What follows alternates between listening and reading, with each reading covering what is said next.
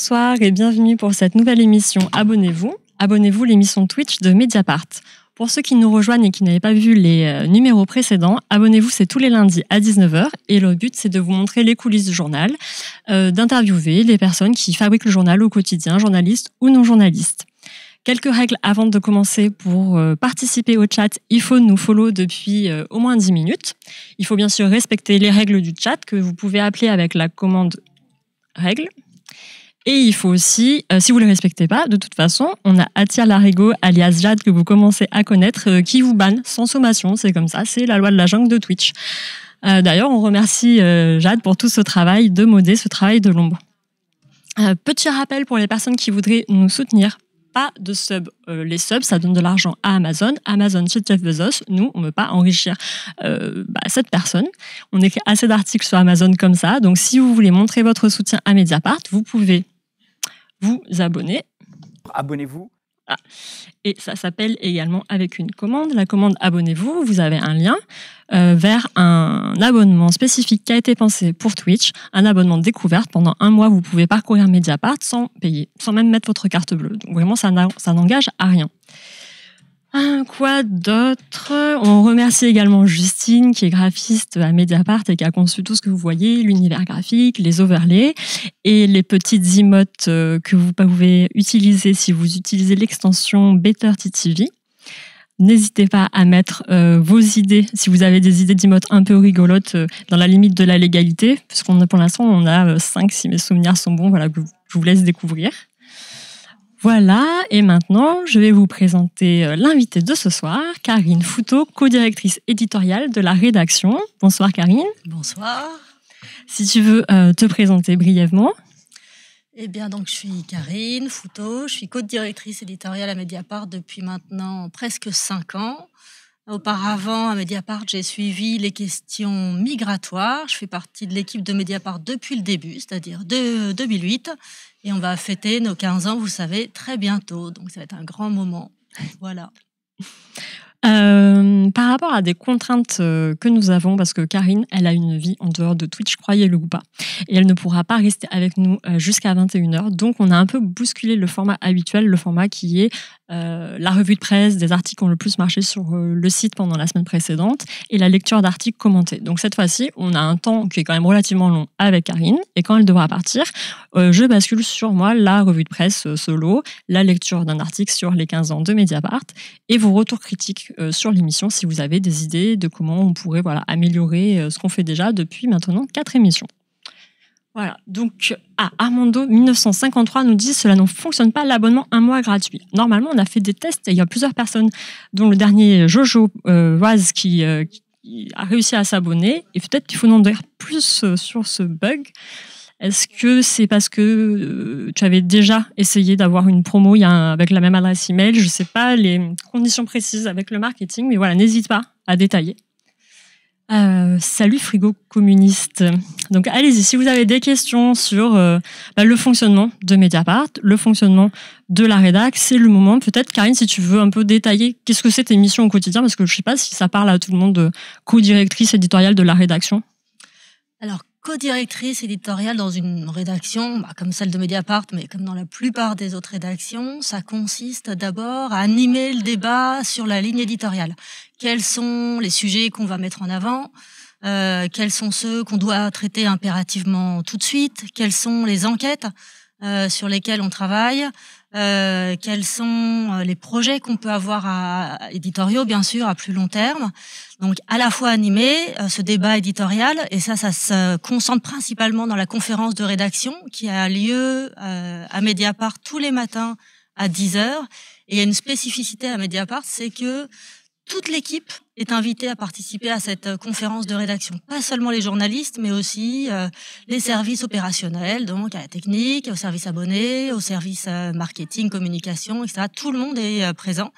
Et tout le monde est invité à participer, à poser des questions, à rebondir sur un sujet d'actualité. Et c'est ça, en fait, qui fait, je crois, notre spécificité, parce que je pense pas que dans beaucoup d'autres journaux, il y ait ce fonctionnement très horizontal où vraiment toute l'équipe est impliquée. Alors, on peut le faire aussi, ça, ce fonctionnement, parce qu'on n'est encore pas trop nombreux. On est 130 dans l'ensemble de l'équipe de Mediapart et 65 journalistes. Donc ça, c'est une grosse tâche, la question de l'animation de la rédaction. Et puis après, c'est la question de comment on priorise, on hiérarchise l'information. Ça, c'est une autre grosse tâche, donc qui consiste à constituer la une que vous voyez tous les jours sur Mediapart, sachant qu'en gros, on a 3 éditions, grosso modo, dans la journée, une le matin, une à midi et une le soir autour de 19h. Et donc ça, c'est une tâche aussi importante qui consiste à dire, pour nous, pour Mediapart, ce qui est important ce soir, c'est telle info, plutôt que telle autre. Celle-ci, elle vient après, celle-ci, elle parle avec telle autre, elle fait sens. Essayer de faire sens aussi sur la home chaque jour. Une petite remarque, parce qu'on avait eu déjà la question sur une autre émission, je crois que c'est celle avec Michael Correa, par rapport à qu'on ait une idée, 70 journalistes, ça représente combien par rapport à d'autres rédactions Ça dépend lesquels. En fait, on a coutume de dire qu'on est le petit parmi les gros et le grand parmi les plus petits. Donc, en fait, on est, je dirais, dans une situation relativement intermédiaire. Il y a des rédactions comme Au Monde ou je pense encore à Libé. Peut-être ça a dû fondre un petit peu à Libé, où ils sont beaucoup plus nombreux. Tandis que il y a d'autres confrères qu'on aime beaucoup, type Reporter, Basta, etc., Au Politis, etc., qui sont des rédactions qui sont un peu moins garnies que les nôtres. Donc 65, en fait, ça veut dire que on peut avoir vraiment le loisir de faire tout ce qui nous intéresse, de saisir tous les sujets de la journée qui nous intéressent et en même temps de continuer à travailler sur nos enquêtes de long terme. Parce que ça, vous savez, c'est quand même notre spécificité, notre marque de fabrique à Mediapart. C'est des infos d'intérêt public, des révélations, et ça, c'est des enquêtes sur lesquelles on travaille parfois pendant plusieurs mois. Mais 65, c'est un bon équilibre parce qu'on se connaît tous. On sait évidemment exactement sur quoi chacun travaille, quelles sont les compétences et les forces de chacun. Et ça nous permet de faire un journal qui est quand même très riche chaque jour, en rebond avec l'actualité, qui éclaire l'actualité, qui donne sens à l'actualité et en même temps de travailler sur nos enquêtes qui vont, elles, avoir de l'impact et qui vont pouvoir faire bouger les lignes si c'est possible. Et je confirme, pour avoir travaillé dans un autre journal, c'est très rare la conférence de rédaction ouverte à tout le monde, même si j'étais dans ce journal community manager et pourtant ce n'était pas ouvert. Il fallait forcément être journaliste et avoir la carte de presse. On a le NE7, qui est la première fois qu'il ou elle participe, qui nous demande quelle est la journée type d'une co-directrice de rédaction de Mediapart, s'il y a une journée type. Alors, effectivement, il n'y a pas vraiment de journée type parce que directeur ou directrice éditoriale de Mediapart, c'est une journée avec des sollicitations en permanence. Mais quand même, cette base, c'est cette conférence de rédaction à 10h tous les matins. En général, la matinée a commencé par lire toute la presse. Toute la presse française, internationale. Alors évidemment, on peut pas tout lire, donc on sélectionne, on a nos réseaux, regarder ce qui se dit ailleurs, écouter les matinales des radios, essayer de comprendre un peu quel est le bruit de fond médiatique. C'est pas pour ça qu'on va faire ce qui est le bruit de fond médiatique, mais comment nous en distinguer, comment nous faire justement ce pas de côté qui à la fois permet d'éclairer l'actualité et en même temps de nous distinguer, de donner peut-être davantage de contexte, d'avoir un angle différent et qui va répondre aux attentes de nos lecteurs. Donc ça, c'est vraiment ça, c'est toujours assez stable dans l'organisation de la journée. Et puis après la conférence de rédaction, on s'assure que tout est bien, toutes les discussions qu'on a eues vont bien se traduire en articles et on regarde plus les questions de qui fait quoi, à quel rythme, quand est-ce que tu rends ton papier, est-ce que tu as bien réfléchi à l'angle, est-ce que tu as besoin de retours et de discussions pour approfondir ton angle, avec qui tu pourrais travailler, parce que ça c'est aussi une position qui fait que, encore une fois, on sait exactement qui a des compétences sur quoi et qui peut aider. Donc c'est faire la sauce pour que tout ce qu'on s'est dit en conférence de rédaction se traduise par des articles ou des projets d'articles. Et puis après, il y a tout un tas de réunions qui concernent tout le lien avec les autres services du journal. Donc le service abonné, le service communication, le service de gestion, le service technique. Parce que en fait, un journal ne fonctionne que si toute l'équipe, pas seulement les journalistes, mais toute l'équipe sait exactement ce dont on va parler dans le journal, dans quel sens on a envie d'aller, quelles sont nos valeurs, quelles sont les idées qu'on défend, quelles sont les positions qu'on doit avoir tous ensemble. Et du coup, ça, c'est pas mal de travail aussi, pas mal de réunions ensuite pour s'assurer que on est bien tous en ligne, quoi. Voilà, on est en ligne et on travaille dans le même sens tous ensemble. Oui, c'est vrai que même quand on n'est pas journaliste, Tariq et moi on s'occupe de la modération des commentaires et c'est précieux de pouvoir savoir un peu à quelle sauce on va être mangé dans la journée, quel gros article risque de créer plus de remous qu'un autre. Et puis ça crée aussi une cohésion, de pouvoir assister tous ensemble à tous ces débats et ça participe à la vie du journal. C'est sûr que 160, quand on parle de l'ensemble de l'équipe, je l'ai dit tout à l'heure, c'est 125, 130 personnes. On est encore un journal à taille humaine qui fait qu'on se connaît tous. Et ça, c'est super précieux parce qu'il y a beaucoup de journaux où il y a tellement de monde en fait que les gens se connaissent pas, du coup pensent pas à solliciter leurs confrères dans la rédac ou dans d'autres services pour travailler ensemble. Et nous, en fait, ce qui est vraiment intéressant, je pense encore grâce à cette taille de l'entreprise, c'est que quand on a une idée, quand on a un projet qui fait sens et qui met pas mal de gens d'accord, on est capable de le mettre en œuvre super vite. On a une réactivité, encore une souplesse d'action qui est assez chouette. Par exemple, l'émission à l'air libre qu'on a montée au moment du confinement, en fait, c'était vraiment à J+2 ou 3 en 2020, en mars, vraiment tout après le début du confinement, des journalistes de Mediapart étouffaient, littéralement chez eux, comme tous les Français en fait, d'ailleurs. Et on s'est dit qu'est-ce qu'on crée, qu'est-ce qu'on met en place pour essayer de leur donner de l'air, quoi. Et c'est là qu'est née vraiment en une ou deux discussions cette idée de cette émission d'À l'air libre. Et c'est comme ça qu'elle est née en quasiment 48 heures, ce qui est vraiment relativement exceptionnel, quoi. Je sais que dans d'autres journaux, il y a des projets qui mettent vraiment plusieurs mois avant de se mettre en place parce qu'il faut obtenir des autorisations des uns des autres. C'est toujours très complexe. Et puis les projets qui rentrent dans des sables mouvants parce que finalement les gens laissent tomber au fur et à mesure. L'esprit critique aussi, c'est le podcast que vous avez peut-être écouté, qu'on diffuse tous les week-ends, tous les dimanches sur les questions culturelles. Ça c'est pareil. Le journaliste qui anime cette émission nous en a parlé, nous a dit qu'il avait cette envie. Ça correspondait à un besoin pour le journal. On disait effectivement sur les questions d'art, de cinéma, d'exposition, on n'est pas forcément toujours les plus présents. Et là, c'est une manière pour nous d'être présents. Ça, c'est quelque chose qu'on a mis en place en quelques jours. On remercie France Info pour le raid et on souhaite la bienvenue à leurs viewers qui suivaient un stream sur l'orthographe, la lecture, pourquoi le niveau des élèves est-il en baisse. Alors ici, c'est Karine Fouteau, directrice de la rédaction, qui vous explique comment fonctionne la rédac et plus largement le journal. Voilà, bienvenue, posez vos questions.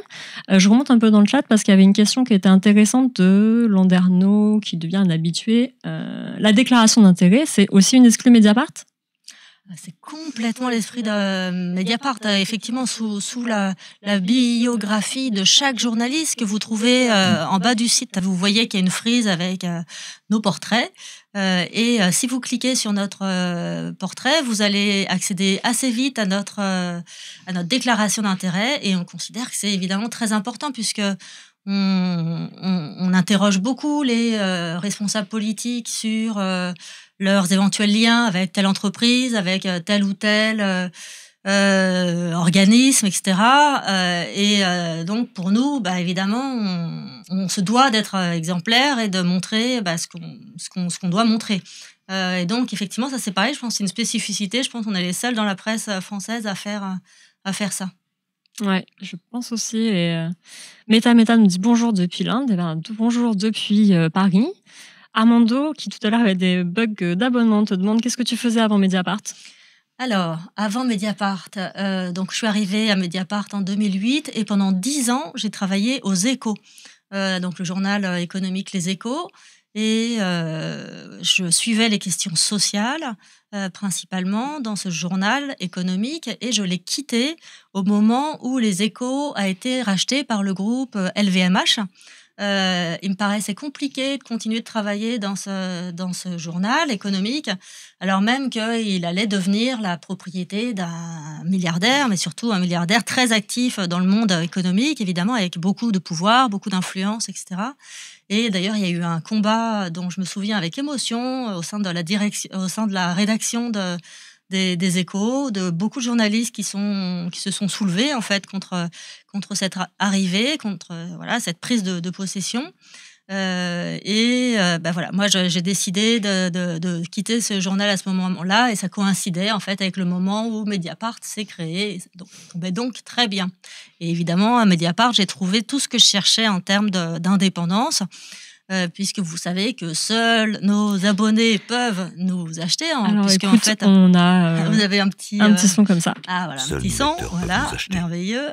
Puisqu'on n'a ni publicité, on n'est pas la propriété de milliardaires, de quelque sorte. On ne reçoit pas de fonds des GAFAM et on ne reçoit pas d'aide publique. Donc voilà, on est entièrement libre de nos faits et gestes. Et pour nous, c'est très important puisque on publie des enquêtes d'intérêt public et on se doit là aussi d'être exemplaire dans nos pratiques.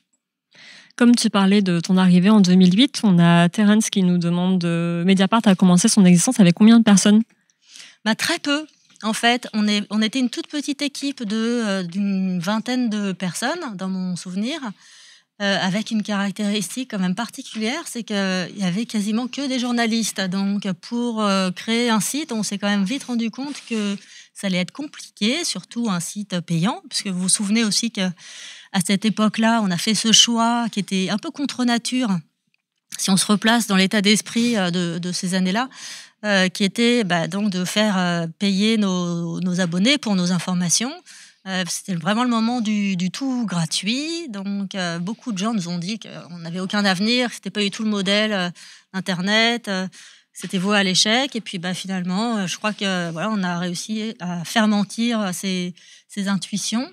Et donc, voilà, c'était une toute petite équipe composée d'une vingtaine de personnes, surtout des journalistes, encore une fois, et on a grossi progressivement, de manière assez régulière, en fait, jusqu'à aujourd'hui. Abonnez-vous. N'oubliez pas, abonnez-vous. Je ne sais pas si tu vas pouvoir répondre à cette question. Moi-même, je n'ai pas la réponse. C'est Landerno66 qui demande combien vous coûte le référencement de Mediapart sur Google. Je ne suis pas sûre, en fait, qu'on paye un référencement Google. Bon, je ne peux pas répondre à cette question. Je ne pense pas qu'on paye, mais peut-être qu'il faudrait demander au service marketing qui serait tout à fait à même de répondre à cette question. Sachant que c'est prévu, comme l'a dit Karine, voilà, les gens qui font le journal, c'est les journalistes et les non-journalistes. Donc voilà, c'est pas payant, nous dit Yacine. Oui, donc de toute façon, il y aura aussi des collègues de marketing qui vont passer à l'émission. On essaye de motiver tout le monde, donc réservez bon accueil pour donner envie aux autres de venir. J'ai vu un truc aussi dans le chat qui était intéressant. De Kikou Yves, est-ce que cette taille humaine vous permet de couvrir toute l'actualité ? Alors, on fait encore des impasses sur certains sujets, mais c'est ce que je disais un peu tout à l'heure. Franchement, 65 journalistes, ça nous permet d'être très réactifs, en tout cas, aux principaux sujets d'actualité. D'ailleurs, nous, on ne cherche pas à être exhaustifs, en fait. On n'est pas Le Monde, on n'est pas d'autres journaux qui veulent vraiment être sur tous les sujets d'actualité.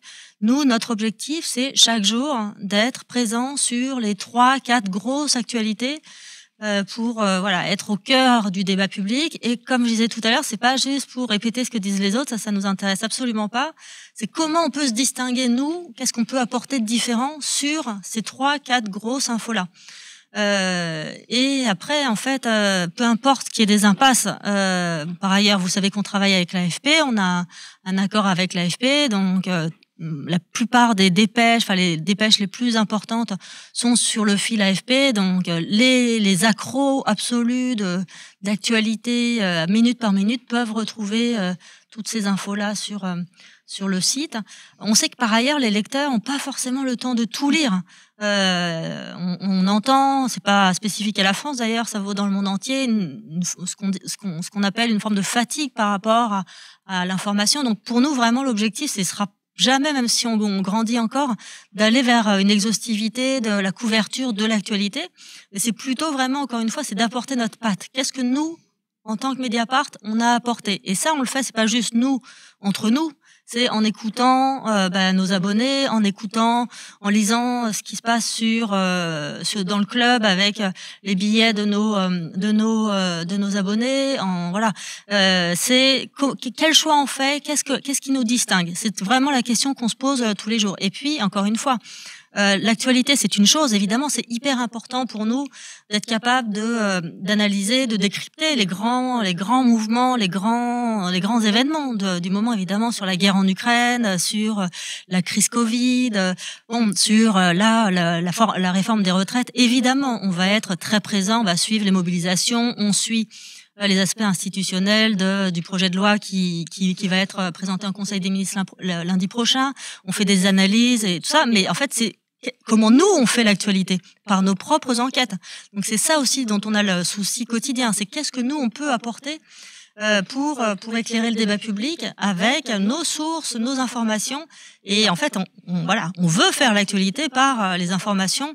Et faire l'actualité, c'est aussi faire dérailler la communication générale des communicants, des gouvernants, des puissants, de toutes les puissances en fait, politiques ou économiques.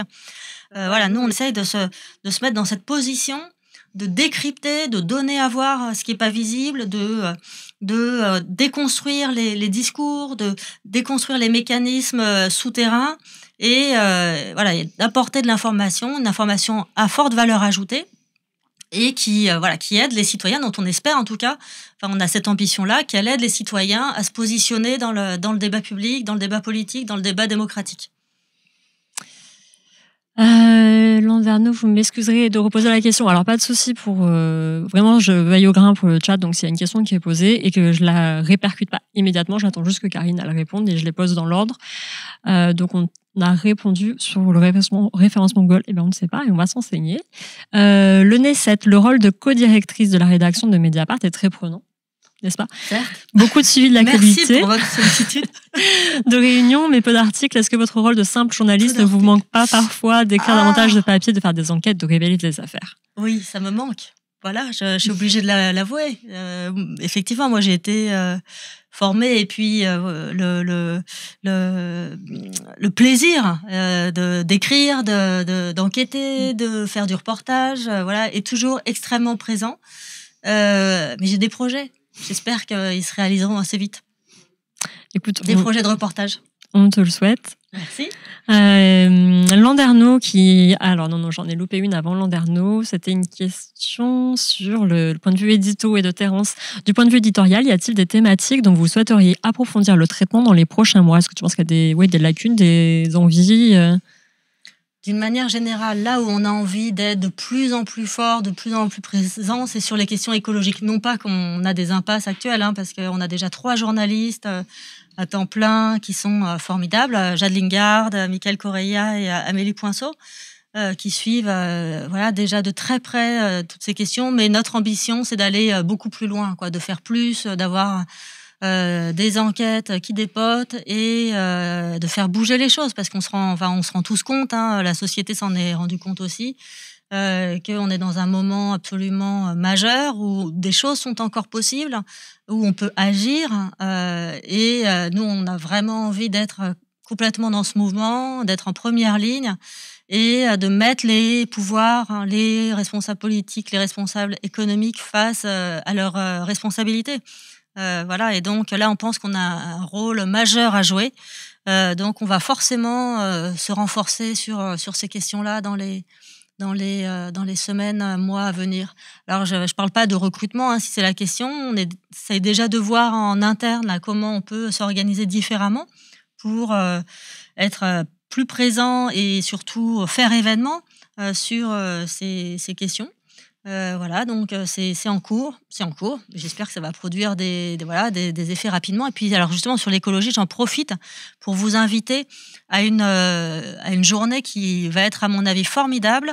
Ce sera le 28 janvier à la Cité Fertile à Pantin, autour de Total, l'entreprise pétrolière que vous connaissez tous, évidemment. Et donc, on a réuni tout un tas de gens fort intéressants qui vont discuter du rôle de Total, de ce qu'elle savait sur le réchauffement climatique, ce qu'elle n'a pas fait, et puis là, son rôle majeur de dégradation sur la question du climat. Donc, encore une fois, c'est le 28, il y a toutes les infos sur le site. Je suis sûre que ce sera super intéressant. Je vous invite à vous inscrire et à venir participer. Ouais, il y a Dal24S qui me dit « Oh oui, la journée totale, j'ai hâte ». Ça, c'est une question pratico-pratique. On nous a déjà posé une question de Landerneau. Vous avez le service abonné dans une ville, la rédaction dans une autre. Pourquoi n'avez-vous pas tout regroupé? Alors attention, la suite va vous surprendre. Pourquoi on n'a pas tout regroupé? Parce que au début, ça s'est fait un peu comme ça. La personne qui s'occupait des abonnés habitait Poitiers. Et puis, elle a monté son équipe là-bas. Et puis, on n'était absolument pas contre, en fait, que tout le monde ne soit pas à Paris, parce que, comme vous le savez, tous les Français ne sont pas parisiens, qu'on estime qu'on doit représenter la France dans son entièreté. Donc, on était en fait plutôt contents que tous nos services ne soient pas à Paris. On a aussi des gens qui travaillent quelques personnes qui travaillent à Montpellier. Ça nous réjouit en fait plutôt qu'autre chose. Et puis alors franchement, maintenant avec tous les systèmes de visio, toutes les possibilités de discuter, ça pose strictement aucun problème. L'équipe des abonnés de Poitiers, elle est en visio avec nous tous les matins à la conférence de rédaction dont je vous parlais tout à l'heure. Enfin, on est en totale ligne avec eux. Et, on a des discussions très très fréquentes. Donc pour nous, ça pose aucun problème. C'est même plutôt une chance, quoi. Meta qui nous demande: pourriez-vous définitivement dégager Gaël Perdriau de la mairie de Saint-Étienne, s'il vous plaît?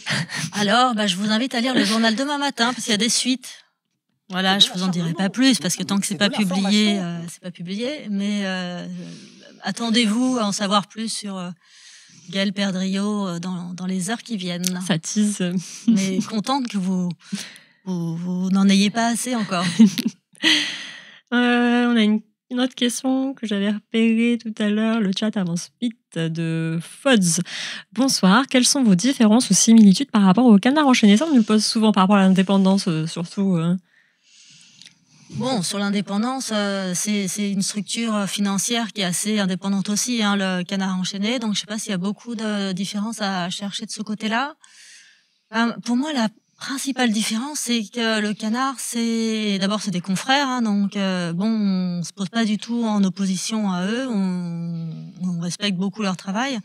Je pense que la principale différence, c'est que nous, on est quand même un journal généraliste. On fait pas que de l'investigation politico-financière. On propose une variété d'articles beaucoup plus large sur l'Inter, sur la France, sur les questions de société, sur des questions de discrimination, beaucoup de reportages sur les questions sociales, les questions d'écologie, les questions de société. Donc, on est quand même très différents en vérité. Et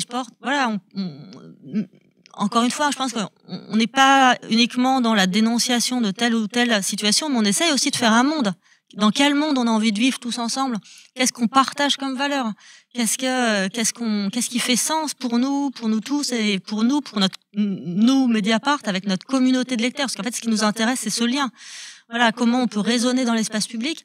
Et donc, on a une voix, je pense, qui en tout cas, l'ambition d'être plus large, plus démocratique, au sens qui s'inscrit dans davantage de champs de problématiques que le Canard. Et on fait des papiers d'analyse, des reportages, encore une fois, que ne font pas, parce que c'est pas du tout d'ailleurs ce que cherche à faire le Canard. Mais je pense que ça, c'est vraiment ce qui nous distingue principalement. Je vois que dans le chat, on part un peu dans des délires. Est-ce qu'il va y avoir une chaîne télé? Il n'y avait pas un projet de chaîne TV, parce que l'info TV full droite, ça commence à suffire. Et là-dessus, alors ça, c'est de Volka Schulz, pardon si j'écorche vos pseudos. Guster Hack répond, non. Je me mélange les pinceaux. J'ai vu plusieurs trucs passer sur est-ce qu'on va avoir une chaîne télé? Et oui, en effet, merci Braise85. Développer les chaînes YouTube et Twitch, c'est déjà du boulot, tout à fait. Oui, puis je vous rappelle qu'on a quand même une proposition vidéo accessible sur le site qui est si variée que je pense que vous les mettez bout à bout, ça vous fait une chaîne télé. Hein. Donc voilà, il y a des grands entretiens, il y a tous les reportages vidéo qu'on propose dans le cadre d'Alert Libre, les débats d'Alert Libre, tous nos petits face caméra où on essaye de revenir sur des enquêtes qu'on appelle les retours sur enquête, où on explique un peu la boîte à outils, nos enquêtes, comment on travaille, ce qui nous a amené à travailler sur tel ou tel sujet. Donc, en fait, si vous ajoutez à ça les podcasts, ça fait vraiment beaucoup de multimédia. Je ne sais pas si le terme est encore... oui, je pense qu'on peut encore le dire. C'est un peu né. Média 2.0. Mais ouais, je pense qu'il y a vraiment beaucoup de contenu vidéo, podcast, audio. Et donc, si vous voulez faire que ça, vraiment, vous avez matière à vous amuser, je pense. Mediapart. Et à créer votre propre chaîne télé dans le sens avec l'organisation que vous souhaitez. Oui, nous aussi, on imagine Mediapart, première chaîne d'info de France, ça ferait grincer des dents, en effet. Peut-être, on verra dans 20 ans. Qu'est-ce qu'on a loupé? Il y a beaucoup de questions ce soir. Bon, ça a été un petit peu répondu, mais peut-être pour ceux qui n'étaient pas encore arrivés tout à l'heure, avant le raid, Gusterac demande est-ce qu'il y a des sujets que vous souhaiteriez couvrir, mais dont vous n'avez pas les ressources matérielles ou humaines. Franchement, je peux pas vraiment dire comme ça. Peut-être que sur les médias, sur le traitement de l'analyse des médias, comme ce que fait Arrêt sur Image, on n'a pas forcément toujours les ressources, voilà, en interne pour écrire, alors que de fait, sans doute, ça pourrait être intéressant. Je vois plus en fait les thématiques sur lesquelles on a envie de se renforcer. Comme je vous disais tout à l'heure sur l'écologie, ça c'est vraiment central pour nous dans nos développements pour les semaines à venir. J'allais dire moi, mais en fait c'est maintenant quoi. Sans doute aussi que sur tout l'osine, tout le journalisme de recherche directe en source ouverte, pardon. On a des compétences en interne, mais sans doute qu'on pourrait en avoir plus. Surtout aussi ce qui concerne le motion design, donc toutes les infographies qu'on peut faire sur les vidéos, toutes les recherches journalistiques. Il y a eu beaucoup de développement, beaucoup de nouvelles technologies là qui sont utilisées pour essayer de par la vidéo donner des preuves, donner à voir des choses de manière vraiment très intéressante. Bon, là on a aussi des compétences, mais sans doute qu'on pourrait en avoir plus. Voilà. Mais si vous avez si vous pensez à des sujets sur lesquels on est trop peu présent, n'hésitez pas à les partager. On est preneurs. Je rebondis directement. Je saute un peu l'ordre des questions. Voilà. C'est quoi le journalisme en source ouverte? Le journalisme en source ouverte, en fait, ça consiste à très bien connaître tout ce qui est disponible librement sur Internet, mais qui est caché, qui est difficile d'accès, qui suppose un certain savoir-faire.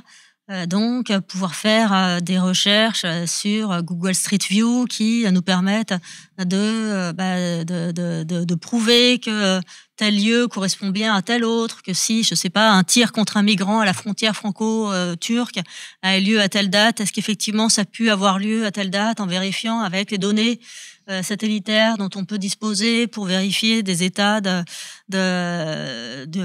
lieu géographique, vérifier des dates par exemple, est-ce que ça correspond plutôt à une saison d'été, d'hiver, etc. En fait, bon, il y a tout un tas d'outils qui sont disponibles, mais juste faut savoir comment les exploiter, ou des rapports qui sont cachés au fin fond de sites. Et parfois tout est fait d'ailleurs pour les rendre le plus discret possible. Bon, c'est à nous de trouver et puis en fait vu l'immensité des documents, des informations qui sont mises en ligne sur des sites d'organismes, des sites de grandes entreprises, c'est ça aussi sur les grandes entreprises, savoir bien lire un bilan, savoir où chercher les informations.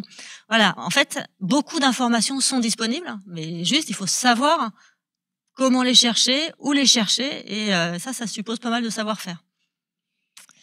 Oui, on a des collègues qui ont suivi une formation. En effet, ça a l'air très technique. Beaucoup de journalistes en fait de la rédac ont suivi cette formation sur le journalisme en open source. Ouais. Meta nous demande si on travaille avec d'autres journalistes, sociétés, donc j'imagine d'autres journaux, dans le monde pour partager le modèle indépendant de Mediapart, si oui, lesquels?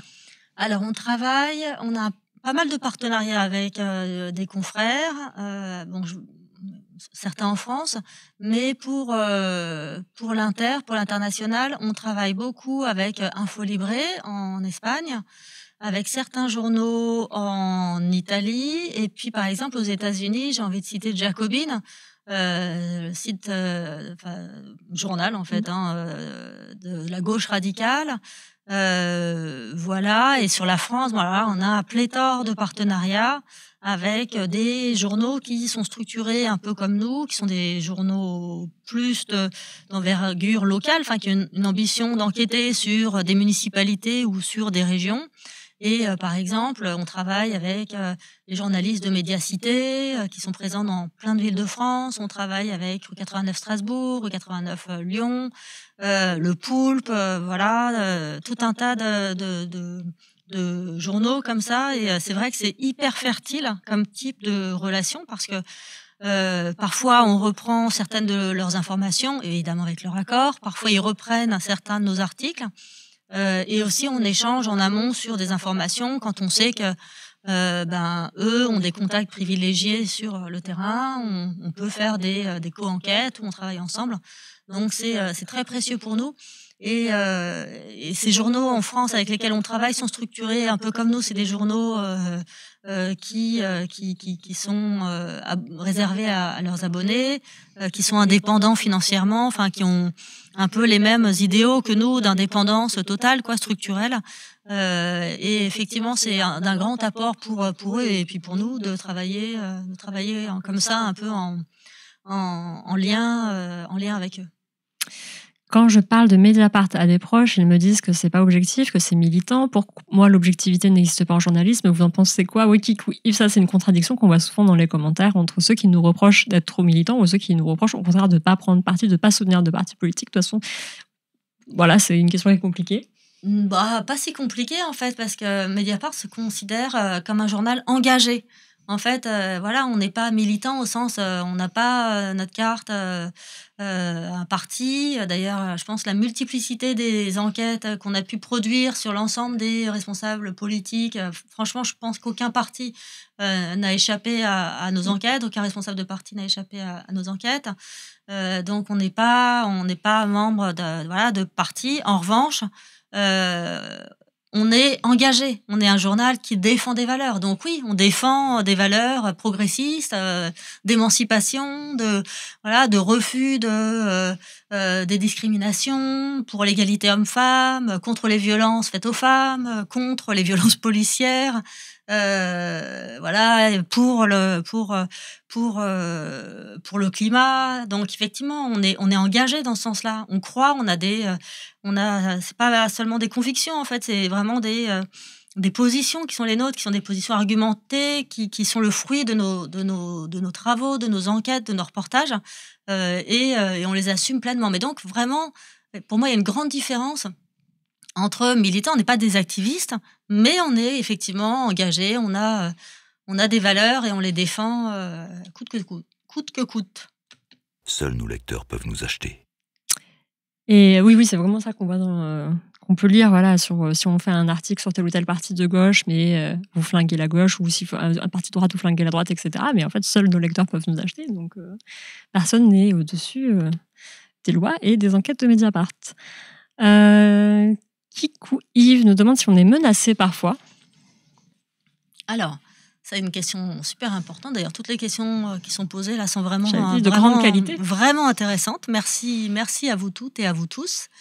Menacé, oui, oui, fatalement, on met les gens en colère, hein, véritablement. Mais on est aguerri en fait à ce genre de situation. On se prépare quand on sait que telle enquête va avoir des fortes répercussions dans l'espace public. On se prépare en amont. on essaye d'anticiper, voilà, sur la manière dont on parle de nos enquêtes à l'extérieur. Et ça a pu nous arriver aussi, je pense à plusieurs journalistes de Mediapart qui ont été menacés, harcelés sur les réseaux sociaux par des militants d'extrême droite, de l'ultra-droite. Eh bien, on essaye de faire en sorte de les protéger le plus possible, de faire en sorte que pendant un temps, elles suspendent leur compte Twitter, qu'elles ne se retrouvent pas sous le feu des injures et des menaces en tout genre. Et donc, oui, c'est quelque chose auquel on est très attentif, en fait, la sécurité de l'ensemble des salariés de cette entreprise. Et donc, on prend au sérieux les menaces quand elles arrivent. On ne traite pas ça du tout par-dessus la jambe. Voilà, la seule chose, c'est qu'on est aguerri à ce genre de situation et on a des modes de prévention pour empêcher que ça dérape le plus possible. Megan Akonda, pardon, je vais pas lire tous les chiffres après. Je n'ai pas apprécié votre couverture sur Biden et les docs retrouvés à son domicile. Il n'y a pas d'affaire Biden. Les républicains sont juste désespérés. Peut-être avant que tu répondes, je me permets de faire la promo. On a François Bougon, qui est le responsable du pôle inter, qui a fait un travail de titan et qui a traduit le rapport en fait de l'enquête sur les événements qu'il y a eu au Congrès. Donc c'est assez long, hein, je ne le vous cache pas, mais c'est assez passionnant à lire. Mais donc voilà, sur la couverture sur Biden, est-ce que tu avais quelque chose à ajouter? Je me souviens plus de l'article. Oui. Voilà, franchement, c'est super que vous posiez ce genre de questions. Il n'y a pas de problème. Sur Biden, en fait, on s'est contenté, je crois, jusqu'à présent, de faire un petit papier factuel. Voilà, c'est l'actu, quoi, l'info du jour. Ça nous semblait justement très important à partir du moment. On a quand même beaucoup mis en cause Trump, juste de signaler que des documents avaient été retrouvés soit à son domicile, soit ailleurs. Et on n'en fait pas une affaire pour l'instant. On est attentif à ce qui est en train de se passer. Ce qui est sûr, c'est quand même ça le met en difficulté. Ce que disait Anna tout à l'heure, ce qu'on a traduit effectivement, c'est les rapports, les comptes rendus en fait du rapport de la commission d'enquête qui enquête contre les événements qui ont lieu au Capitole, en fait la tentative d'invasion quoi du Capitole et de renversement du pouvoir américain par les Trumpistes il y a 2 ans. Et voilà, ça a été un long travail de traduction en fait qu'on a essayé de faire ces derniers jours. Pour Biden, en fait, l'avenir nous dira si ça va devenir une affaire. À ce stade, on a des éléments qui sont ce qu'on a mis en ligne. Je pense quand même, peut-être à la différence de vous, que il faut suivre parce que on est à un moment quand même où il va devoir répondre de cette situation. Ouais.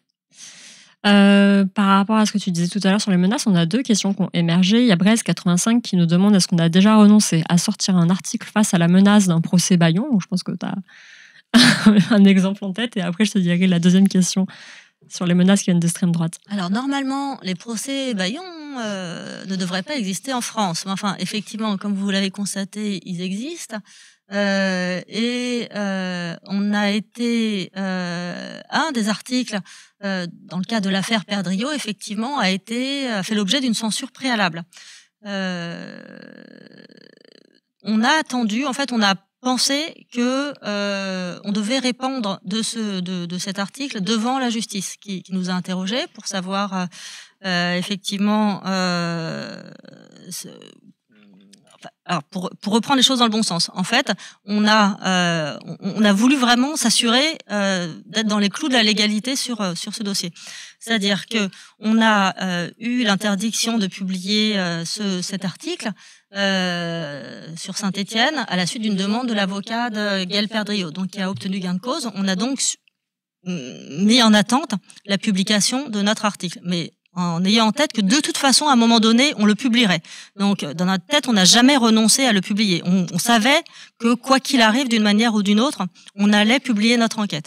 Après, comment on allait pouvoir le faire? Et c'est ça qui nous a interrogés tout au début. Et on s'est dit qu'on allait il fallait absolument qu'on obtienne une victoire judiciaire et qu'on mette en cause cette interdiction, parce que là, c'était pas juste nous qui étions visés d'une certaine manière, c'était l'ensemble de la presse qui risquait à l'avenir de faire l'objet de procédures identiques.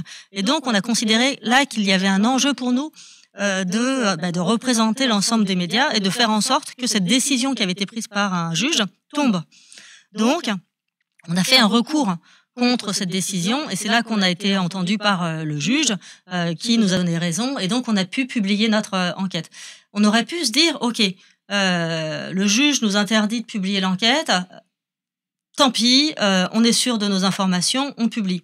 Mais encore une fois, on s'est dit que c'était pas la bonne stratégie, même en termes de défense de la liberté d'informer, et qu'il fallait en passer par la voie judiciaire pour faire tomber cette décision. Et ça a été le cas, et pour nous, c'est une grande victoire, parce que on se dit que grâce à cette décision, d'autres juges n'auront plus l'idée de faire de même, soit avec nous, soit avec certains de nos confrères. Donc la question qui complétait un petit peu ce que tu disais tout à l'heure de l'ENESET. Je reviens sur les menaces. Je constate que les journalistes qui suivent l'extrême droite changent souvent. Est-ce que c'est parce que suivre l'extrême droite c'est difficile et synonyme de menaces, pression sur eux, leur famille, et qu'à force les journalistes demandent à changer de pôle, ou rien à voir? PS, je vous ai entendu utiliser le terme ultra-droite, mais c'est dépolitisant, l'ultra-droite n'existe pas. Il faut dire extrême droite, c'est ça? J'imagine, et il peut répondre dans le chat, ou elle peut répondre dans le chat, si elle veut qu'on continue. N'hésite pas, je ne sais pas qui a posé cette question, et puis peut-être a donné un argument, parce que pour moi, ultra-droite, ce n'est pas particulièrement dépolitisé, mais peut-être que tu as un bon argument, donc je suis tout à fait prête à l'entendre. Oui, alors pour répondre à ta question, le suivi de l'extrême droite a été pris en charge par pas tant de journalistes que ça jusqu'à présent. En fait, les journalistes qui ont suivi ce parti, puis c'est pas seulement ce parti, en fait, c'est aussi j'allais dire les abonnés, les électeurs du RN, mais aussi évidemment toutes les enquêtes qu'on a pu faire autour sur les influences, les réseaux de financement, etc.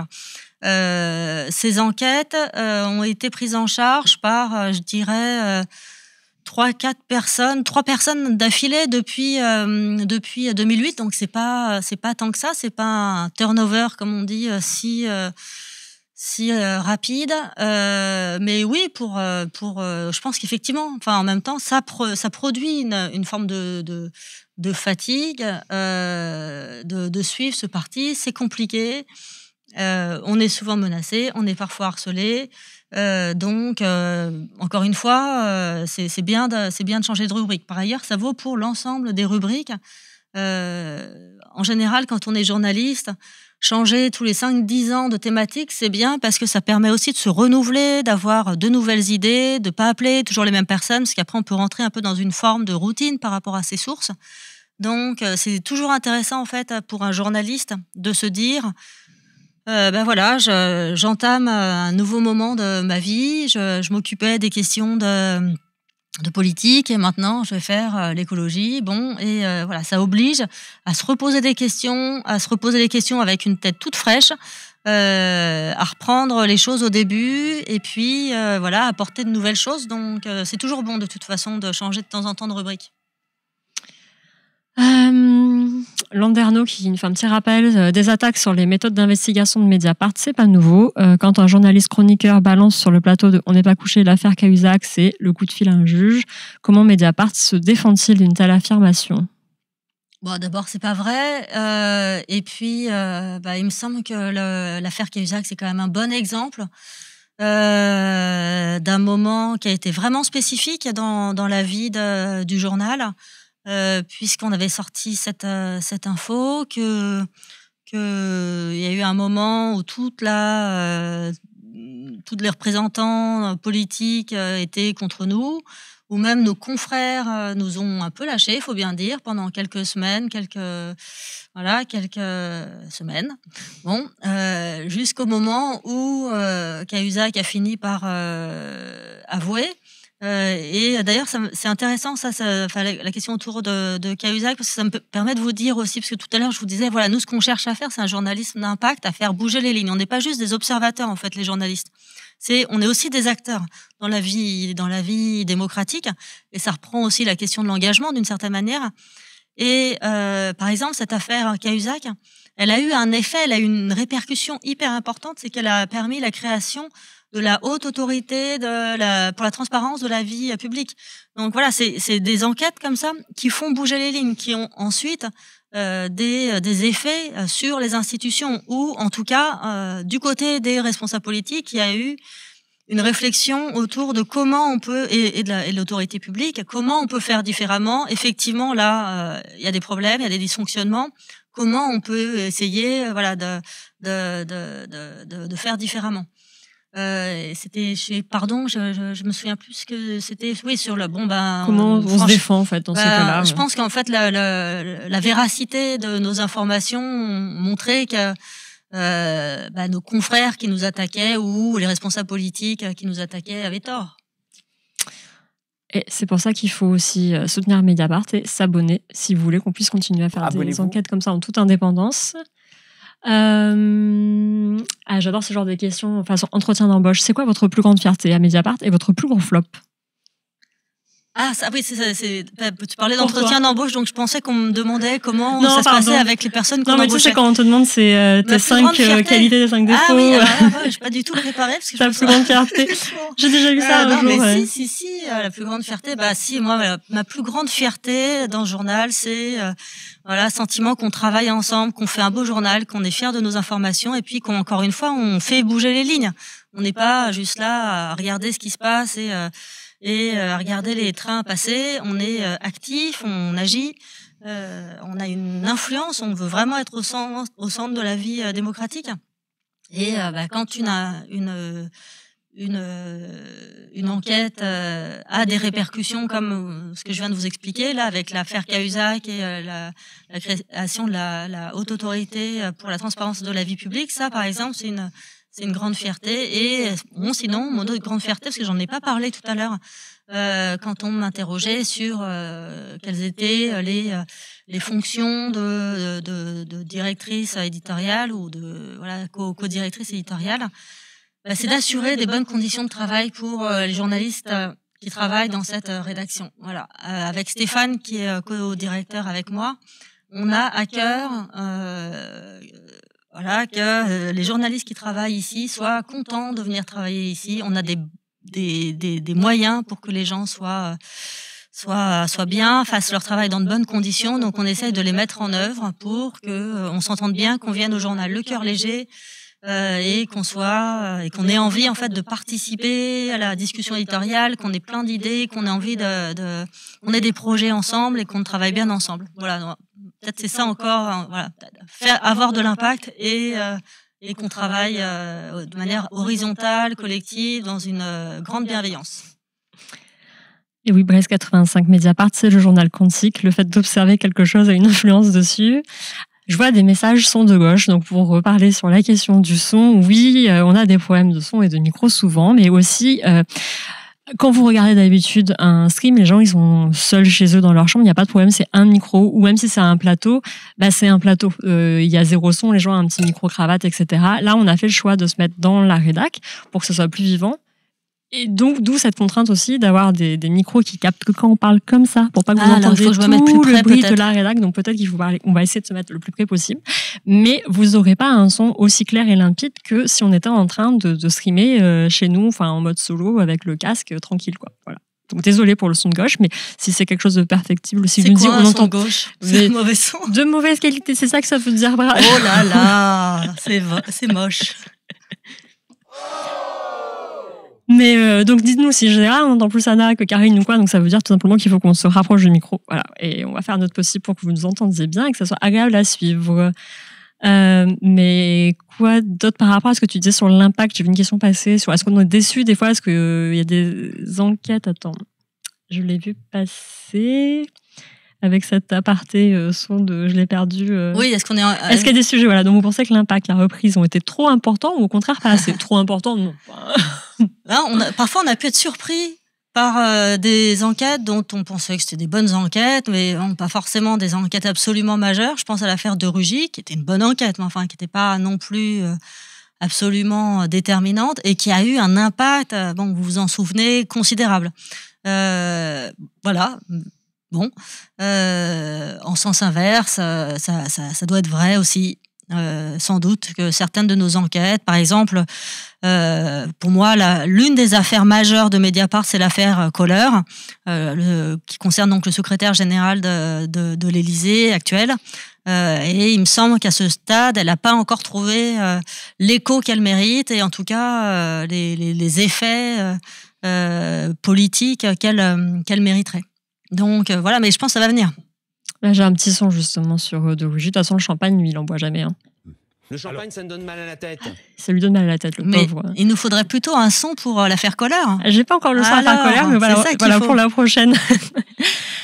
On avait une question aussi sur la part de jeunes et d'étudiants parmi les abonnés. Déjà, si vous vous abonnez et si vous suivez là le lien qu'on va vous mettre dans le chat, vous verrez qu'on vous demande le minimum d'infos possible, ce qui fait que c'est compliqué de savoir précisément l'âge des personnes qui s'abonnent.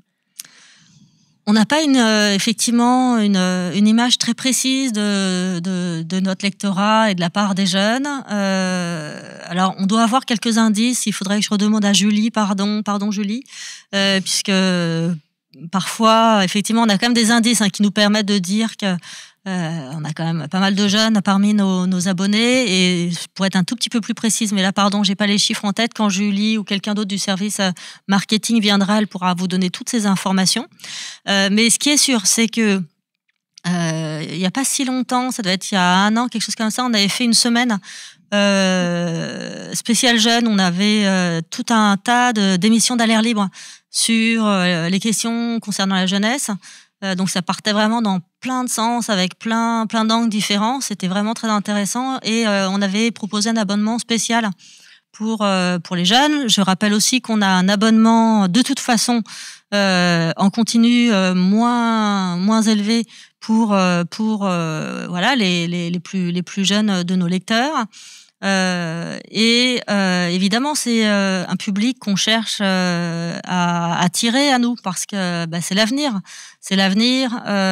Ils sont voilà le futur de notre pays, de notre démocratie, et on a envie de participer à leur construction, à leur apprentissage de ce que c'est que l'information, de ce que c'est que la vie démocratique. Et pour nous, c'est évidemment super important de nous adresser à eux. On fait attention aussi dans nos recrutements à faire venir des jeunes gens qui ont déjà forcément beaucoup d'expérience si on les recrute, mais qui sont aussi une manière pour nous de représenter la société, qui sont là aussi pour nous éclairer sur des préoccupations spécifiques. On a aussi parmi les enquêtes sur lesquelles on s'attendait pas d'avoir beaucoup de succès, une enquête qui a concerné le youtubeur de vulgarisation scientifique Léo Grasset, là qui d'un coup a fait venir à nous tout un tas d'abonnés vraisemblablement plus jeunes. Alors pas forcément, je sais pas ce que vous appelez d'ailleurs jeune, hein, je sais pas. Quelqu'un pose la question, à partir de quel âge on est plus jeune? Exactement, c'est une bonne question.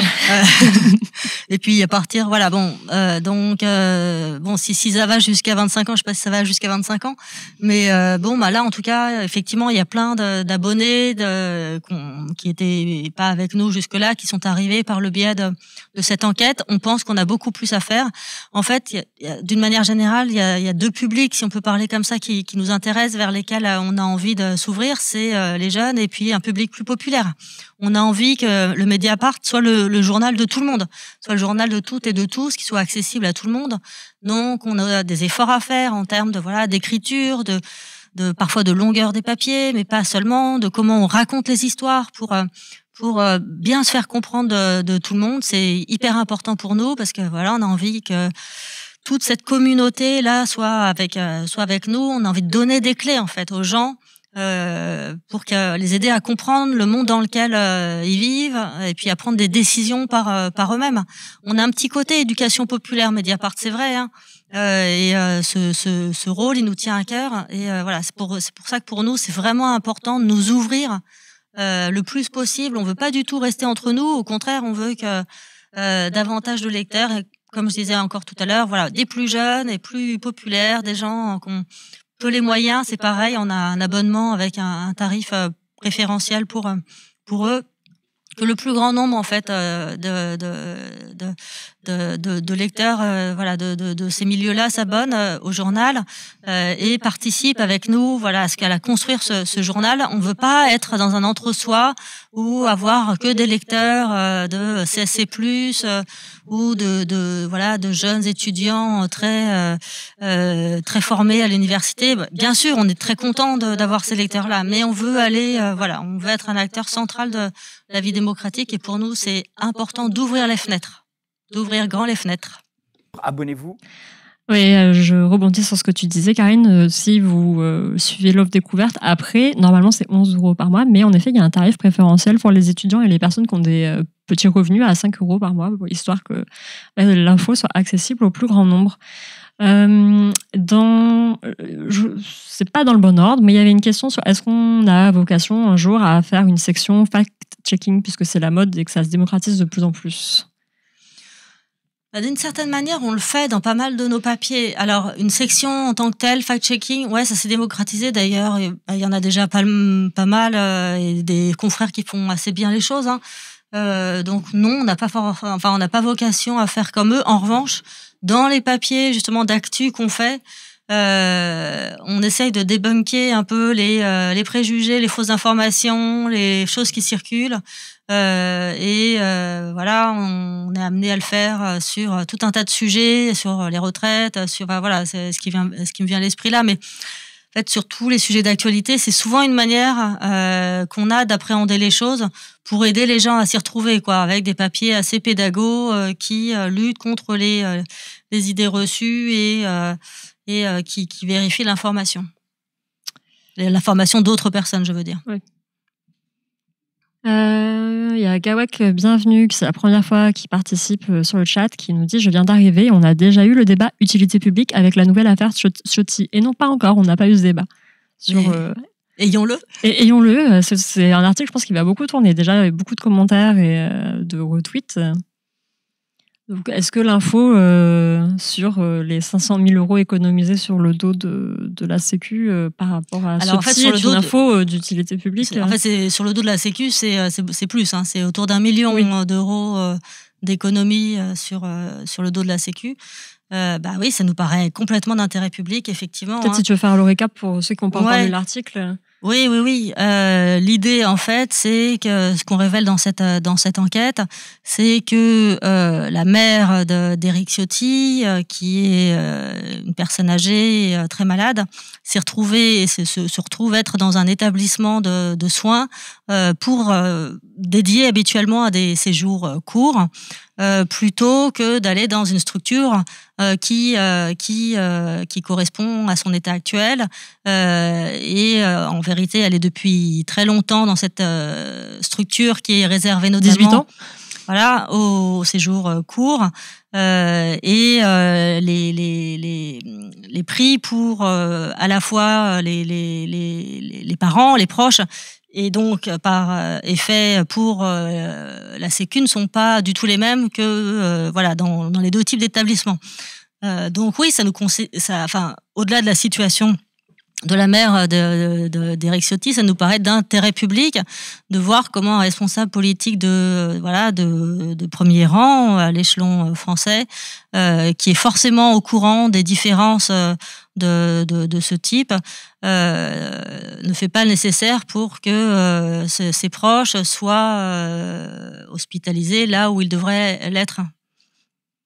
Et donc toute la question de vie privée là ne nous intéresse en l'occurrence absolument pas. Voilà, si ça répond à ta question. Après, effectivement, c'est une question, c'est sensible. On n'est pas là pour jeter le discrédit sur personne, mais juste là, il y a une situation. C'est la situation, c'est pas les personnes qui nous intéressent, c'est la situation qui est advenue. Et puis 2 personnes qui s'expriment publiquement sur l'assistanat, les gens qui profiteraient du système, etc. Tout à fait. Orson Welles te demande si... Alors, je l'ai perdu, zut, j'aurais dû mettre en pause le chat. Voilà. Si Mediapart ne peut être acheté que par ses lecteurs, n'avez-vous pas peur que les audiences de certains sujets poussent l'édito vers des articles du même acabit aux dépens d'autres thèmes ou approches? Est-ce qu'on regarde les stats? Est-ce qu'on se dit, oulala, ça n'a pas bien marché, ça suffit, on parle plus de tel sujet, de l'affaire colère? Alors, on regarde vraiment pas du tout les statistiques. Donc, je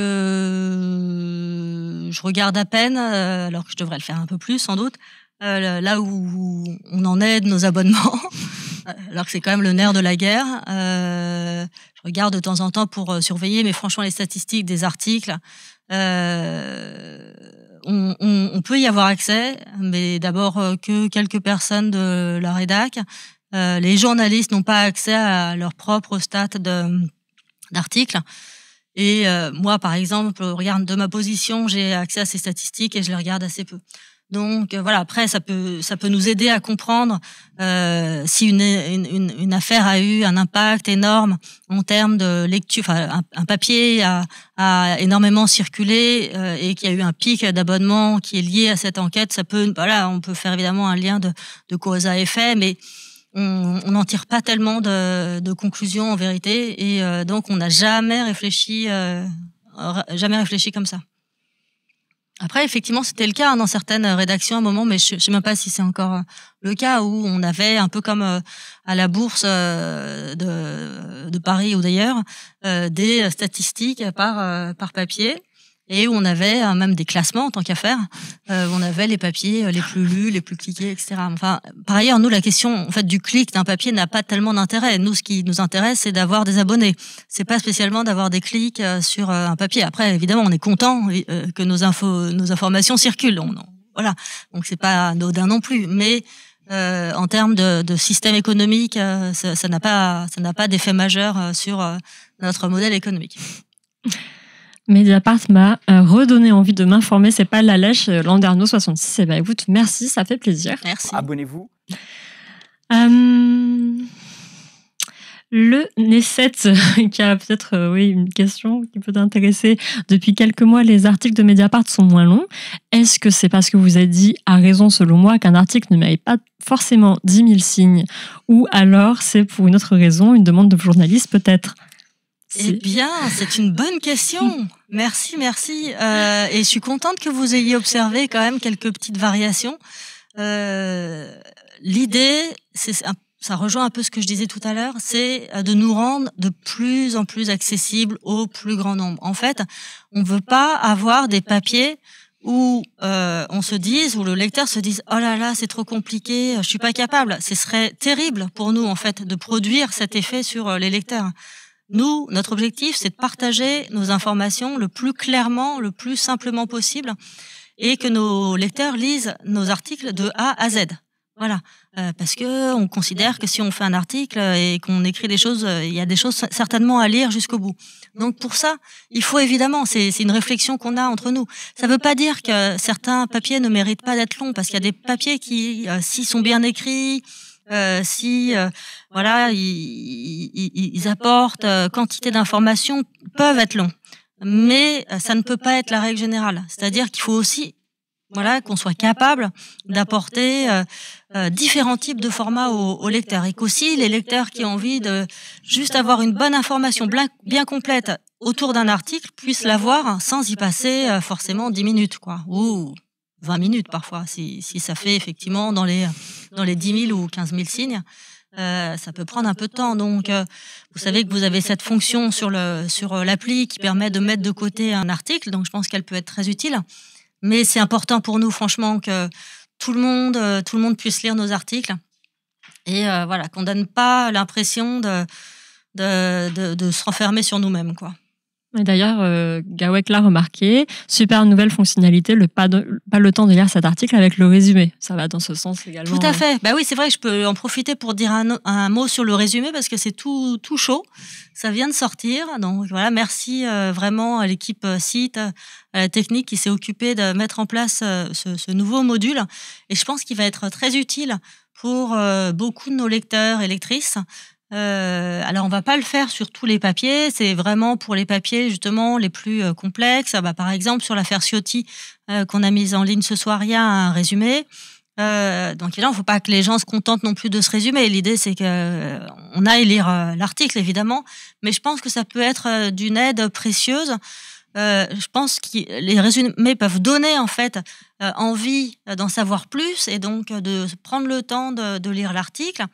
Et puis aussi, je pense que ça peut avoir une fonction un peu d'archivage pour les papiers que vous voulez mettre de côté, dont vous pensez qu'ils peuvent vous être utiles dans quelques mois, voire quelques années. Hop, vous les retrouvez, vous relisez d'abord le résumé et je pense que ce sera une bonne manière de garder les infos et puis voilà, d'avoir en tête un peu tout ce qu'on fait. Mais effectivement, je pense que c'est un moment important là pour nous d'avoir accès à ces résumés. Ça va exactement dans le sens de ce dont je vous parlais tout à l'heure, c'est-à-dire d'une plus grande accessibilité du journal.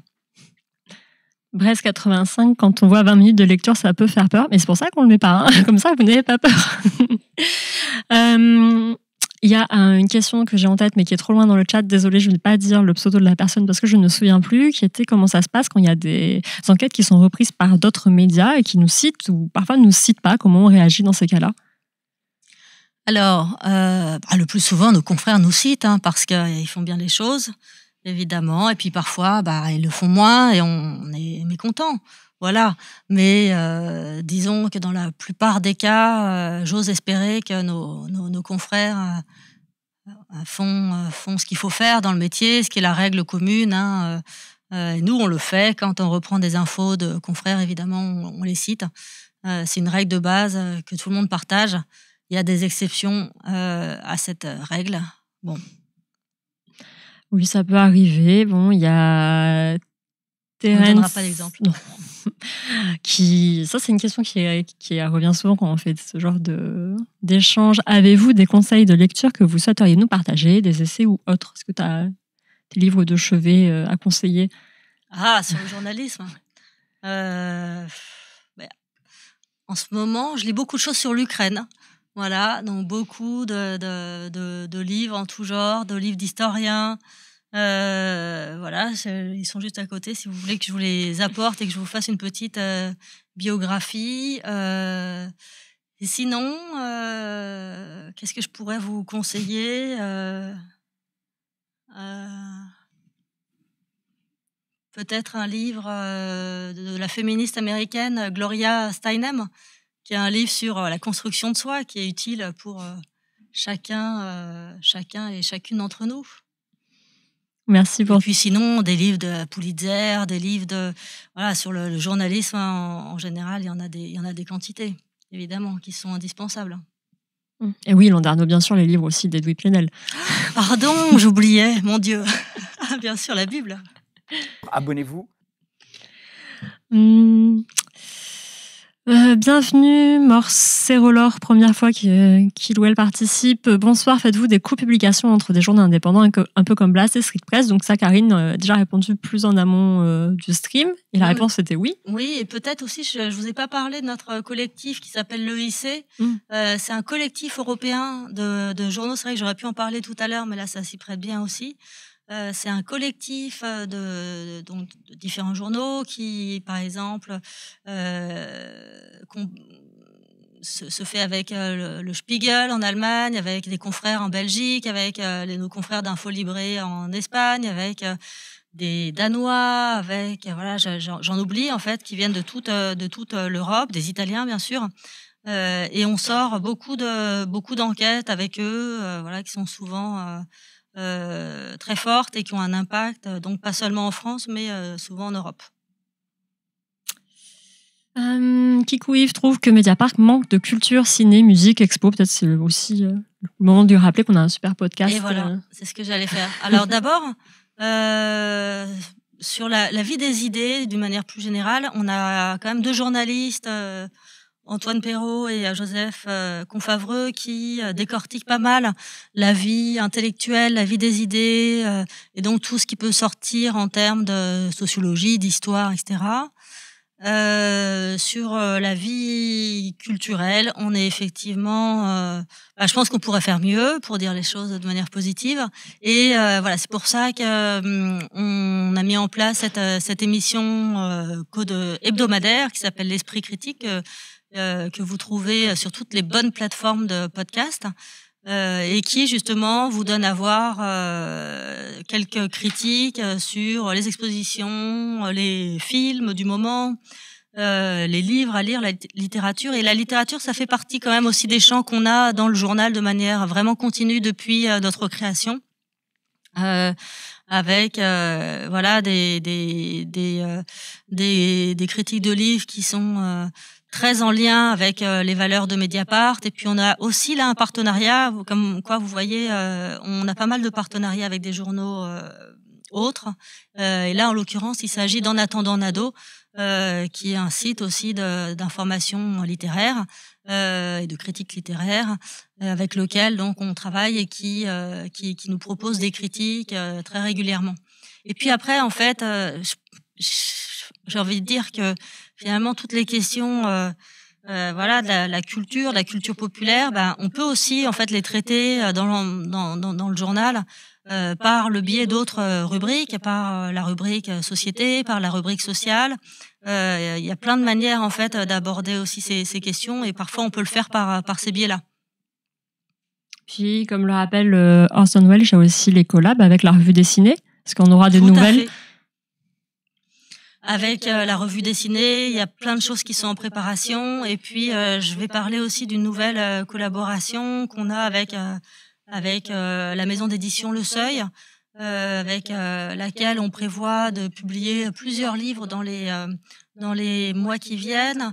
Le premier livre va être autour de notre chronique que vous avez certainement lu autour de la haine ordinaire.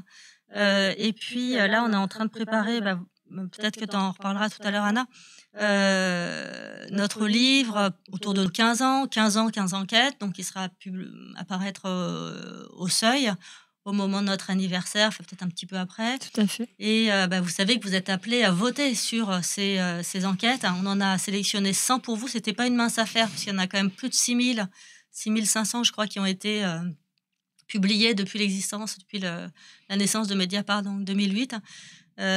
6500 enquêtes, on a essayé d'en trouver 100, c'était difficile.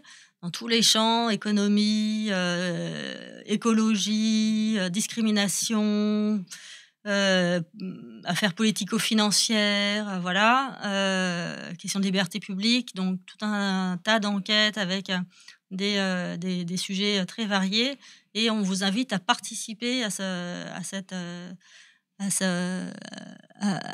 la désignation en fait des 15 enquêtes qui vont être sélectionnées pour faire partie de ce livre.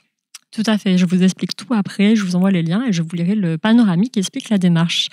Il y a Gawek qui demande, mais c'est pour un ami, attention, c'est pas pour Gawek, hein. Si on a des infos compromettantes qu'on veut transmettre à Mediapart, sans se compromettre, on procède comment? Et ce n'est pas mon cas, précise-t-il. Alors, il y a toujours plein de moyens de le faire.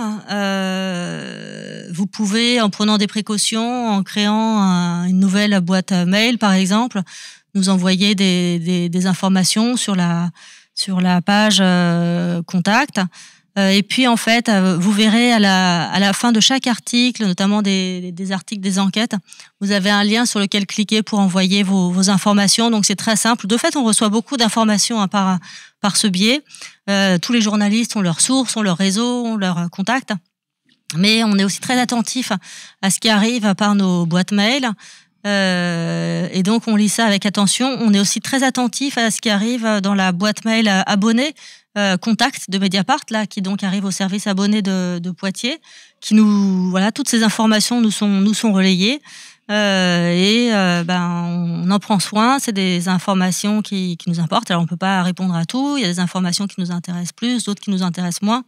Mais en tout cas, c'est vraiment, une source d'informations réelle pour nous. On a un outil pour déposer des fichiers sécurisés J'ai un petit doute, en l'occurrence, parce qu'on avait un outil qui s'appelait FrenchLeaks, et je pense que excusez-moi, il faudrait qu'on vérifie, et je pense que le lien, en fait, sous les articles des enquêtes et des enquêtes de Mediapart, à la fin des articles, je pense qu'il est sécurisé. 20h18, est-ce qu'il faut que tu ailles parce que tu as le temps d'une dernière question? Allez, une dernière question, et après j'y vais. Petite dédicace au club. Est-ce que les publications dans les blogs Mediapart vous servent parfois pour vos articles ? Tout à fait. Tout à fait. C'est pareil, c'est un peu comme les mails de la boîte contact. C'est une source d'information hyper importante. C'est un lieu de débat aussi, enfin vraiment qui vit à part entière pour nous ce club. Et vous avez peut-être remarqué là depuis un certain temps, on fait des appels à témoignages via le club pour témoigner sur telle ou telle situation. Alors là, par exemple, sur les retraites, on a lancé un appel à témoignages pour essayer de faire parler les personnes qui ont vu leurs parents mourir peu de temps après avoir pris pris leur retraite. Voilà, tout ça, c'est des choses qui vont nous servir pour écrire des articles. Très souvent, on fait des appels comme ça, et c'est la source de reportages ou d'articles. Et puis parfois, il nous est arrivé aussi, à partir d'un billet de blog, d'enquêter, d'aller plus loin, de rappeler la personne et de continuer en fait l'investigation. Donc c'est pareil, c'est à la fois une source d'information, mais c'est aussi un lieu de vie, un lieu d'échange avec le reste du journal. Donc c'est un lieu qui reste très précieux. Et puis je dis d'autant plus que c'est aussi une spécificité de Mediapart.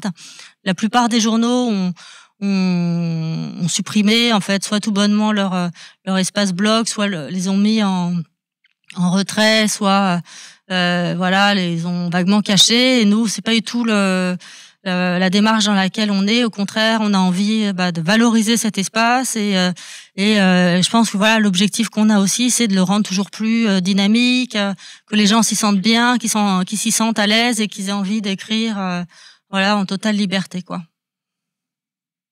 Merci Karine. Écoute, Merci. C'est 1h20 qui sont passées comme ça, j'ai l'impression. Tout à fait. Merci à vous tous et à vous toutes. À une prochaine fois. À une prochaine fois. Donc on libère Karine. J'ai le droit de m'éclipser. Tu as le droit de comme ça t'éclipser, tout à fait. Je vais essayer de couper ton Attends. micro pour pas qu'on ait d'écho. Ciao. Ou alors voilà, normalement ton micro est coupé. Alors c'est pas tout à fait fini. Si vous voulez rester encore un petit peu, je vous propose de faire la revue de presse des articles qui ont le plus marché. Merci, j'adore cet emoji, Omar. Les articles qui ont le plus marché de la semaine dernière, enfin quand je dis marché, c'est commenté tout simplement de mon point de vue de modératrice sur des sujets assez différents. Et après, je vous expliquerai comment on va choisir et comment vous allez surtout choisir les 15 enquêtes de Mediapart pour fêter les 15 ans du journal et qui seront donc après sorties aux éditions du Seuil. Alors, on passe en mode capture. Donc, c'est parti pour la revue de presse de la semaine qui s'est écoulée avec un premier article d'Amélie Poinceau. Chasse, l'exécutif se trompe de cible. Crainte de se mettre à dos une population à l'aube d'une rentrée sociale chargée. Travail de lobbying efficace, le gouvernement a écarté ce lundi l'interdiction de la chasse dominicale au profit de mesures qui suscitent l'indignation des associations environnementales. Alors, la suite que vous adorez, qu'on adore, des affaires des Balkany de Michel Deléan. Les Balkany s'accrochent à leur moulin de Giverny. Patrick et Isabelle Balkany vont contester la confiscation de l'usufruit de leur luxueuse résidence principale en Normandie, prononcée lundi 9 janvier par la Cour d'appel de Paris. Quant au risque d'un retour en prison, il semble s'éloigner. Mediapart a consulté l'intégralité de la décision. Patrick pourra fêter la fête de la musique tranquille, on est rassuré. Actualité qui nous concerne en ce moment toutes et tous sur les retraites de Dan Israël, réforme des retraites, travailler plus longtemps au nom du progrès social. Elisabeth Borne a annoncé le recul de 2 ans de l'âge légal de départ à la retraite qui atteindra progressivement 64 ans. La durée de cotisation pour partir sans pénalité augmentera aussi plus vite que prévu. Une réforme aux antipodes des ambitions du premier quinquennat Macron. Ensuite, une enquête de Sarah Brett et Pauline Groll, des socialistes anti-Olivier Faure ont offert 1 million d'euros au Parti radical de gauche. Des candidats aux législatives, soutenus par Carole Delga, Stéphane Le Foll et Bernard Cazeneuve, ont attribué leur financement électoral pour un montant global de plus d'1 million d'euros au Parti radical de gauche. Certains proches du premier secrétaire du PS y voient la constitution d'un pécule en vue d'une scission après le congrès qui s'ouvre jeudi. Les intéressés démentent.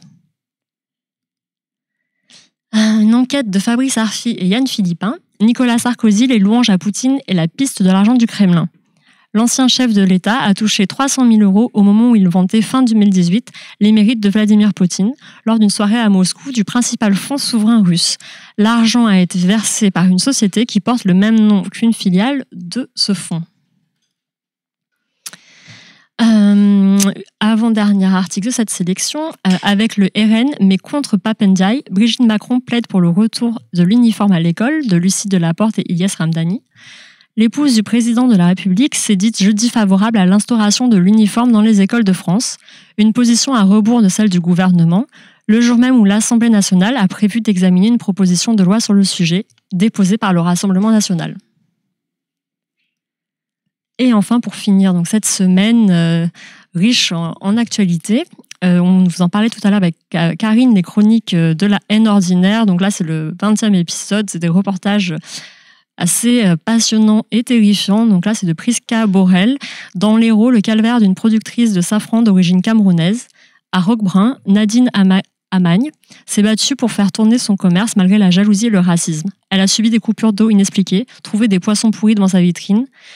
7 ans plus tard, elle tourne la page, mais entend bien partir la tête haute. Donc voilà pour les articles de cette semaine. Comme on vous en a parlé, oui, en effet, terrible ce dernier article sur la haine ordinaire. On n'imagine pas donc, à quel point ça peut aller. L'article c'est assez terrifiant. Et donc, ces chroniques seront publiées, vont sortir en format papier. On vous en parlait tout à l'heure. Donc, en mars, Mediapart fête ses 15 ans. Et il y a eu un travail assez important de sélection. Il y avait plus de 6000 enquêtes depuis notre création. Et sur ces 6000 enquêtes, on a sélectionné 100. Et on vous demande, vous, lecteurs, de voter, de participer.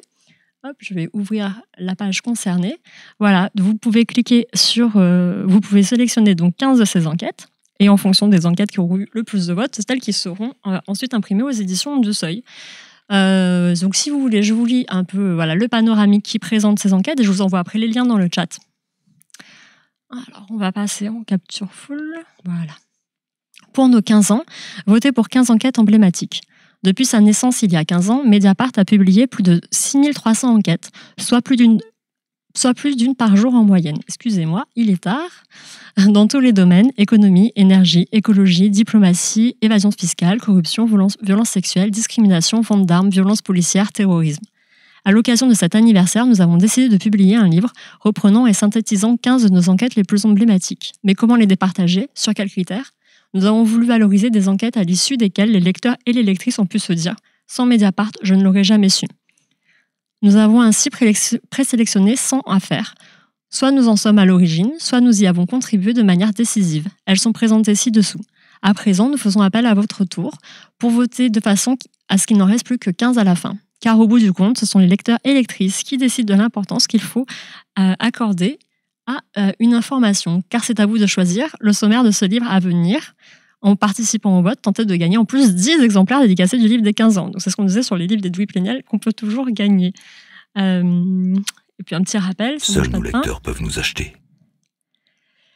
Je vous envoie le lien, je repasse. Hop. Je vous envoie le lien dans le chat. Donc à la fois, si vous voulez voir le panoramique, attendez, je vais peut-être vous le montrer pour ceux dès à présent. Je me dis c'est sympa, c'est assez bien fait. Vous voyez, c'est vraiment toutes les enquêtes. Et si vous cliquez sur l'enquête, bien sûr, vous avez le lien vers le détail. J'aime bien particulièrement ces petits souvenirs de l'ancienne une du journal. Voilà, donc là, je vais scroller longtemps parce qu'il y en a 100, c'est beaucoup. Imaginez les collègues qui ont mis en page chaque page enquête. Voilà. Donc pour voter, là, je vous ai envoyé le lien pour juste lire le panorama. Et pour voter, qu'est-ce que j'ai mis comme commande ? Voilà, donc là vous avez le lien pour voter et participer au choix donc, de ce nouveau livre. J'en profite pour lire un peu ce que vous avez écrit. Oui, 20h30, c'est vrai que ça fait tard. On a choisi cet horaire, on avait plusieurs contraintes. Déjà, comme c'est dans la rédac, on ne peut pas le faire trop tôt, parce que sinon, on va gêner les gens et les gens vont nous gêner en termes de bruit. Et c'est vraiment le parti pris qu'on a choisi de ne pas être dans un studio et que ça soit une ambiance plus décontractée, de qu'on puisse voir les journalistes passer derrière, puisque là, on est à l'étage rédaction. Et il faut aussi que les gens soient disponibles, donc ils font leur journée de travail et qu'ils puissent venir après. On a aussi regardé les cases sur Twitch, de voir qui était déjà présent le lundi. D'ailleurs, Usul, ce faux frère, ce soir, qui fait son émission spéciale à 19h sur les retraites. On s'attend, voilà, l'émission qu'on n'avait pas vu venir. Mais là, c'est particulier, car il n'avait un contretemps, mais autant que faire se peut, on essaiera de durer 2 heures, c'est plutôt pas mal.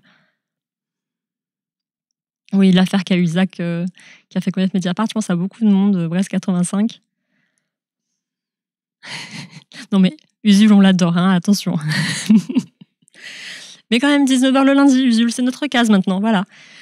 Est-ce que vous avez peut-être des retours un peu critiques avant que je mette fin à l'émission? Là, c'est la 4e. On a vraiment entendu, pour le son de gauche, on fait notre possible. Croyez-moi, ça nous mobilise un temps assez conséquent. On fait des tests sans fin et on mobilise les collègues d'Achar Libre à chaque fois pour avoir leur expertise là-dessus. Et non, on ne veut pas qu'on sub. Merci Dal24S qui a bien suivi. À chaque sub, comment ça se passe? Le plus gros d'ailleurs de l'argent du sub ne va pas au streamer, va à Twitch derrière, donc c'est Amazon. Et Amazon, c'est Jeff Bezos. On n'a pas du tout envie de soutenir Jeff Bezos. Et que vous fassiez un sub quand c'est quelqu'un qui est solo et qui vit de ça, bon, voilà, bien sûr, on comprend la démarche. Mais là c'est Mediapart. Là, on vit des abonnements. Donc, si vous voulez vraiment nous soutenir, abonnez-vous. Et on a mis en place, donc ça faisait longtemps, je pense qu'on n'avait pas entendu. Abonnez-vous. Et on a mis donc en place cette offre découverte qui, pendant 1 mois, c'est gratuit. Vous n'avez pas besoin de rentrer vos coordonnées bancaires. Et voilà, comme le portali, c'est écrit dessus, c'est le nom de l'émission. Abonnez-vous à Mediapart. Voilà. Donc oui, pardon, si vous le sentez comment de poster sur Twitch après? Ah, mais je vais lire à haute voix. Vous le sentez comment de poster sur Twitch après avoir écrit sur Amazon? On le sent relativement bien, puisque le sujet de la première émission Abonnez-vous, c'était sur la collaboration avec la revue dessinée sur Amazon. Donc, justement, c'est bien pour ça qu'on se sert de la plateforme Twitch pour montrer les coulisses du journal à des gens qui ne sont pas de base abonnés, ou sortir un peu comme ça aussi de notre zone de confort. Mais l'idée est claire, on ne veut pas rentrer dans le système de monétisation, on ne veut pas récupérer de l'argent de publicité. D'ailleurs, on a désactivé l'option. Et il ne nous reste plus qu'à faire sauter les subs. On essaye autant que faire se peut d'en parler avec des contacts à Twitch, mais c'est un peu plus long que prévu. Et puis si ça ne marche vraiment pas, peut-être qu'on tranchera et qu'on fera comme arrêt sur image et qu'on sortira du programme de partenaire pour ne plus avoir aucune monétisation possible. Mais c'est que le programme partenaire offre aussi des avantages. Les replays sont bien plus longtemps, par exemple en ligne sur notre chaîne. Enfin, c'est encore un petit peu... Tant qu'on n'a pas de réponse franche, pas franche, c'est pas le mot que je cherche, c'est plutôt clair, de Twitch en mode c'est mort, on peut pas vous enlever les subs, on attend de voir ce qui est possible et de toute façon on vous tiendra au courant, on le mettra dès notre bio, comme pour arrêt sur image, quoi. Orson Welles, chacun des mois d'abonnement suspendus comme les cafés. Je sais pas, mais c'est une excellente idée, c'est vrai que je le note pour en parler avec les collègues du marketing. Sachant que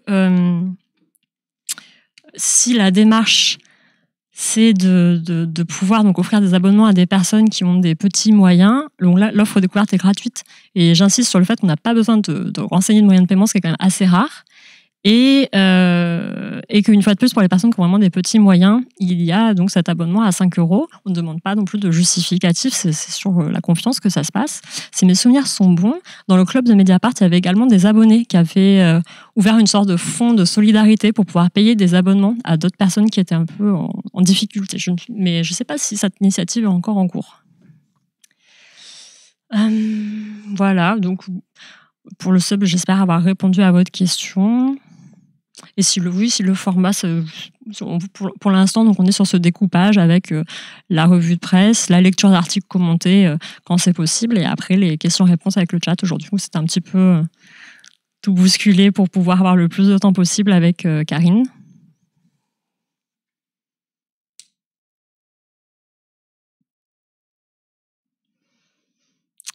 Si vous n'avez plus de questions, je vous remercie en tout cas pour votre présence nombreuse. On va, ouais, 2 heures, ça passe très vite. On va lancer un raid sur Usul parce que vraiment on n'est pas rancunier. La semaine prochaine, vous retrouvez Tariq et Dan Israël, qui est coordinateur du service économie et social. Il va parler de la réforme des retraites. Donc pareil, on essaye de coller à l'actu au plus possible. Mais de rien, merci pour vos messages d'encouragement, ça fait plaisir. Le replay sera en ligne immédiatement sur Twitch, mais dès demain sur YouTube. Voilà, je vais voir pour lancer le raid, donc c'est Jade qui s'en occupe. Je ne sais pas, Jade qui est notre modératrice en or.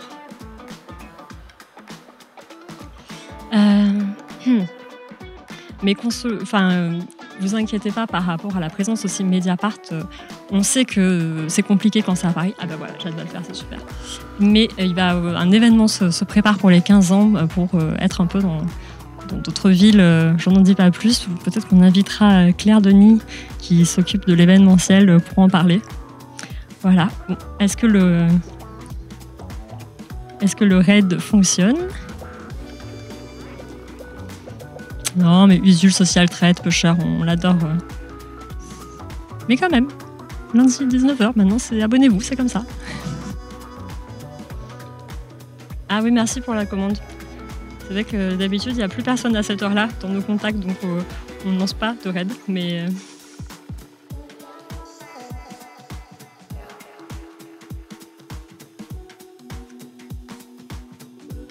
Est-ce qu'il me trouve si je lance juste comme ça?